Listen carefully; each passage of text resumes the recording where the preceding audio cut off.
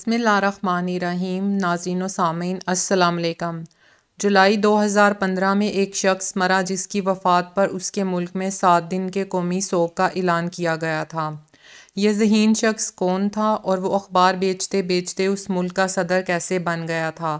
آج کی ویڈیو میں آپ کو اسی کے بارے میں بتایا جائے گا۔ وہ 10 اکتوبر 1931 کو تامل ناڈو بھارت کے ایک گاؤں میں ایک مسلمان گھرانے میں پیدا ہوئے تھے۔ ان کا باپ ایک امام مسجد تھا اور ماں ایک عام سی گھریلو عورت۔ دونوں نے غربت کے باوجود انہیں اسکول بھیجا۔ وہ اپنے بہن بھائیوں میں سب سے چھوٹے تھے۔ مسجد کے امور کے علاوہ ان کا باپ ایک چھوٹی سی کشتی بھی چلاتا تھا جس سے وہ ہندو یاتریوں کو قریبی مندر اور دھرم شالہ جو کہ دریا کے پار تھی وہاں لے جاتا۔ بعد میں اس دریا پر پل بننے سے یہ کام بند ہوا تو گھر کے مالی حالات اور کمزور ہو گئے، اس لیے اس ننھے بچے نے اخبار بیچنا شروع کر دیا اور اس طرح اپنی تعلیم جاری رکھی۔ بعد میں فزکس میں گریجویشن کر کے مدراس یونیورسٹی سے ایرو اسپیس سائنسز کی تعلیم حاصل کی اور پھر قدرت کی کرنی ایسی ہوئی کہ وہ دفاع کے شعبہ سے منسلک ہو گئے اور رفتہ رفتہ بھارت کے جوہری اور دفاعی اثاثوں پر کام کرنے والے سائنسدانوں میں شامل ہو گئے۔ ایک وقت تھا کہ وہ فائٹر پائلٹ بننے سے صرف اس لیے رہ گئے تھے کہ ممتحن لیفٹیننٹ نے صرف 8 لڑکوں کو چنا تھا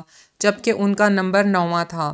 بعد میں انہوں نے بھارت کی میزائل ٹیکنالوجی میں سب سے اہم کردار ادا کیا اور ان کی ایرو اسپیس کی مہارت نے انڈیا کو میزائل ٹیکنالوجی میں کافی ترقی دی۔ ہم بات کر رہے ہیں ڈاکٹر APJ عبد الکلام کی، جو کہ ہندوستان کے سب سے بڑے ایرو اسپیس نیوکلیئر سائنسدان، انڈیا کے صدر، ایک پروفیسر، لیکچرر، شاعر، متاثر کن ادیب اور اہم ترین سیاسی و قومی شخصیت تھے۔ ان کو بھارتیہ جنتا پارٹی اور کانگریس نے متفقہ طور پر 2002 میں ہندوستان کا صدر منتخب کیا اور وہ 2007 تک عہدے پر فائز رہے۔ اس دوران ان پر کئی اعتراضات بھی ہوئے اور انہیں کٹھن حالات کا بھی سامنا کرنا پڑا، لیکن انہوں نے کبھی حالات سے شکست نہیں کھائی۔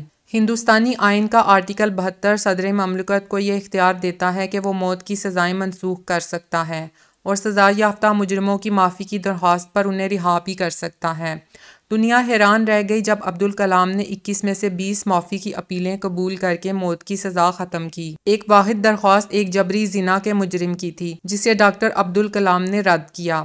اس حوالے سے خاص تنازع اس وقت بنا جب 2006 میں ڈاکٹر عبدالکلام نے افضل گرو کی معافی کی اپیل قبول کی، جو کہ ایک کشمیری تھا اور دہشت گردی کے کیس میں اسے ہندوستانی سپریم کورٹ سزائے موت سنا چکی تھی۔ ڈاکٹر عبدالکلام ایک باعمل مسلمان تھے۔ نماز اور روزے کی پابندی گھر سے ملی تھی۔ مذہب کے معاملے میں ان میں شدت پسندی نہ تھی۔ اپنے عالم فاضل باپ سے انہوں نے یہی سیکھا تھا کہ تمام مذاہب کا احترام کرنا چاہیے اور اسلام اسی کا درس دیتا ہے۔ ڈاکٹر عبدالکلام اپنی اصول پسندی اور سادگی کی وجہ سے بھی قابل تقلید رہے۔ پوری عمر رات گئے 2 بجے سوتے اور انتھک محنت کرنے کے لیے پھر صبح سویرے جاگ جاتے۔